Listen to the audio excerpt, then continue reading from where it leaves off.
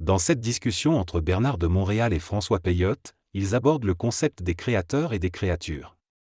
Ils soulignent que les différentes intelligences et plans d'intelligence sont des forces, mais que notre compréhension de la force est limitée en tant qu'être matérialisé.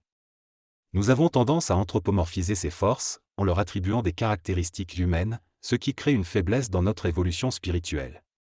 Les mondes invisibles ne sont pas nécessairement supérieurs à l'homme, mais seulement dans la mesure où l'homme leur permet de l'être. Cependant, notre conception de nous-mêmes et de ces intelligences est limitée par notre mental et notre système de conceptualisation. Notre espace mental est multidimensionnel et représente la manifestation de forces intelligentes, qui sont basées sur la lumière. Cependant, nous ne pouvons pas encore pleinement comprendre et appréhender ces forces au-delà de notre forme humaine. Dans l'évolution à venir, l'homme fusionnera avec ses intelligences créatives pour atteindre l'unité de conscience. L'homme pourra alors bénéficier de l'intégralité de son être, sans avoir besoin de s'approprier des concepts et des forces cosmiques pour se donner une dimension supérieure.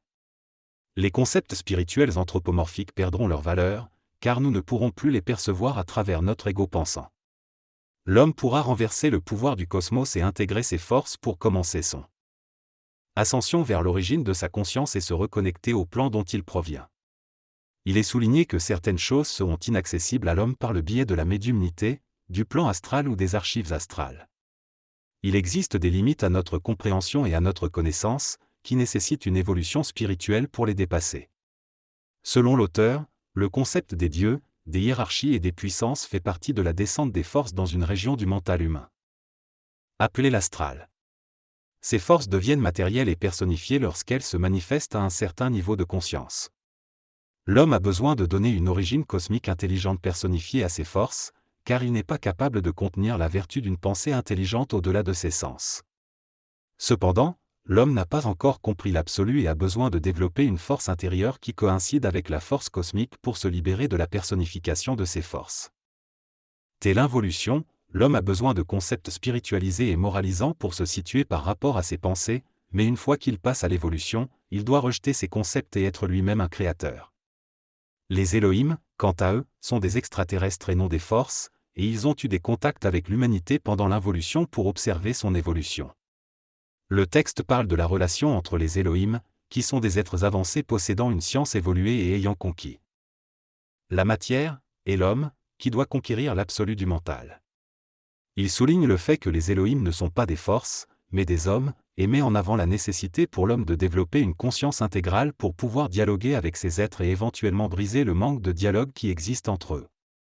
L'auteur affirme que l'homme doit se dissocier complètement de la polarité mentale pour atteindre la vérité, qui est toujours une extrapolation à long terme d'un mensonge. Elle évoque également la capacité future de l'homme à renverser la polarité et à éliminer le besoin de vérité qui le lie à une forme quelconque de hiérarchie, que ce soit les Elohim, les entités astrales ou les forces invisibles. L'auteur conclut en affirmant que l'homme de demain sera lui-même un Elohim et qu'il devra être intégré aux forces qu'il considère actuellement comme inférieures afin de faire éclater leur mental. L'absolu est défini comme la capacité à déterminer ce qui ne fait pas partie de l'intelligence et à se déprogrammer des formes qui ont été utilisées dans le passé. La spiritualité est un état mental qui fait partie du mouvement des forces dans le mental humain. Pour comprendre l'absolu, l'homme doit avoir un mental absolu et être capable de subir et de supporter mentalement ses forces. L'absolu est lié à la libération de l'âme et à l'évolution de l'esprit humain. Les Melchizedek sont des êtres qui ont la capacité de s'incarner et qui participent à l'évolution des races, en élevant la systématique psychique de leur propre système de vie. Les dominations, quant à elles, ne peuvent pas devenir humaines, mais elles peuvent fusionner avec des hommes pour permettre la manifestation de l'énergie et de la forme. Les Melchizedek sont des êtres libres et immortels, qui ont compris que la nature des dominations est anthropomorphisée à cause de l'émotivité astrale et de la conscience inférieure de l'homme involutif. Ils sont ceux qui peuvent déchirer le voile de la conscience pour amener l'homme à connaître d'autres temps et à comprendre les lois universelles. Cela conduira à l'émergence d'une nouvelle civilisation. Dans cette discussion sur la vie, la mort, l'immortalité, la conscience et l'élévation psychique, il est souligné que l'homme ne peut pas comprendre l'infini à travers la pensée, car la pensée fait partie de l'involution. Une force supérieure, en fusion avec l'esprit, est nécessaire pour percevoir l'infini. Les transports séraphiques sont un Moyen de déplacement utilisé par des êtres avancés pour se déplacer d'un espace-temps à un autre avec une grande vitesse. Ces transports font partie de la division de la sagesse et permettent à l'homme de se déplacer au-delà de la vitesse de la lumière dans le cosmos. Cependant, l'homme ne peut utiliser ces transports tant qu'il n'a pas réalisé la sagesse et n'a pas découvert la nature de l'intelligence.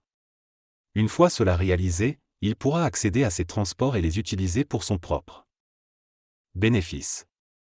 Cela implique également la notion de voleur cosmique, où les hommes évolués iront chercher dans des espaces-temps ces véhicules qui ne servent plus. Lorsque les hommes utiliseront les transports séraphiques, la sagesse ne fera plus partie de leur expérience et ils deviendront plus scientifiques. En conclusion, les extraterrestres ou les êtres venant d'autres mondes ont la capacité d'utiliser ces transports séraphiques en fonction de leur scientification de l'énergie, et cela explique pourquoi certains êtres viennent sur Terre lorsque les humains accèdent à ces transports. Dans cet extrait, Bernadette de Métivier parle de l'évolution de l'homme et des guides de lumière. Selon elle, pendant l'involution, les guides de lumière ont aidé et enseigné l'homme, mais au cours de l'évolution, l'homme devra rejeter ces enseignements et développer sa propre spiritualité. Les contacts avec les mondes spirituels seront brisés et l'homme devra faire face à une haine cosmique. Contre la domination de la forme. Cette haine deviendra la force motrice de son intelligence. L'homme devra conquérir sa spiritualité et son émotivité pour pouvoir passer à travers le monde de la forme et s'instruire d'une conscience mentale supérieure. Cela lui permettra de rentrer dans les mondes de la sagesse et de fusionner totalement avec son devenir. On parlera alors de l'homme oméga, représentant le développement ultime de la race humaine.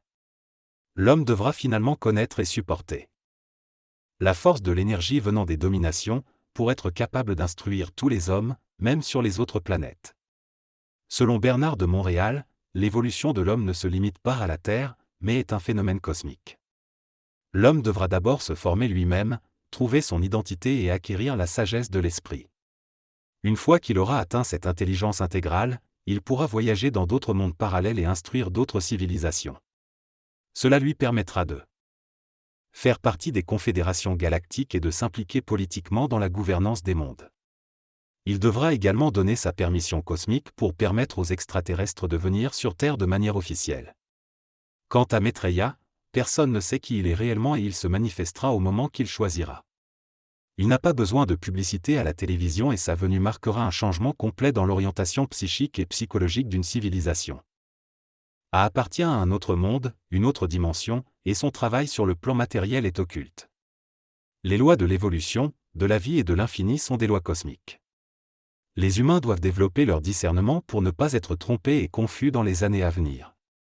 Quant au comte de Saint-Germain, il n'est pas clair qui il est selon Bernard de Montréal. Dans cette conversation, les interlocuteurs discutent du mystère entourant le comte de Saint-Germain et de la fascination du public pour cette figure. L'un d'eux souligne que la création du personnage du comte de Saint-Germain est attribuée aux réformistes français à l'époque de la Révolution. Ils évoquent également le besoin de certaines sociétés de créer des mystères et d'entretenir l'occulte pour exercer du pouvoir sur les gens. Cependant, l'importance du comte de Saint-Germain pour eux n'est pas liée à sa véritable identité, mais plutôt à la nature de l'homme et à son évolution personnelle. Ils soutiennent que l'homme doit se concentrer sur lui-même et sur sa propre transformation, avant de pouvoir comprendre les faux miroitements de la connaissance occulte. Lorsque l'homme atteindra cette prise de conscience et renforcera son énergie, des êtres comme Maitreya ou le comte de Saint-Germain pourront intervenir pour le bénéfice d'une réorganisation de l'Europe. Cependant, ils insistent sur le fait que ces êtres nécessitent un support énergétique puissant, qui ne peut être développé que lorsque l'homme abandonnera ses anciens schémas de fonctionnement. Les interlocuteurs soulignent également l'importance du savoir instantané plutôt que du savoir sans fin, et affirment que les hommes ont désormais accès à des clés qui leur permettent de comprendre les lois de la vie et du mental. Lorsque les hommes prendront conscience de cela, ces êtres pourront intervenir, mais les hommes ne seront plus hypnotisés ou assoiffés de pouvoir, car ils seront remplis de leur propre énergie. Dans cet extrait, D. de Montréal explique que les phénomènes de matérialisation astrale, tels que les apparitions du Yéti, font partie des jeux destinés à mystifier l'homme et à le maintenir dans la peur. Il affirme que la Terre est un monde multidimensionnel, composé de corridors et de tunnels d'énergie qui font partie des mondes invisibles et organisés. Ces tunnels sont fréquentés par des intelligences et des êtres qui entrent et sortent de la Terre. Il souligne que la Terre est en réalité un esprit, et que sa matérialité visible ne représente que 4% de ce qu'elle est en tant qu'esprit.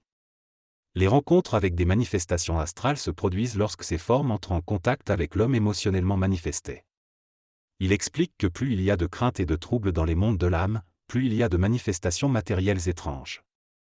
Selon lui, à mesure que la Terre évolue, l'homme lui-même deviendra étrange.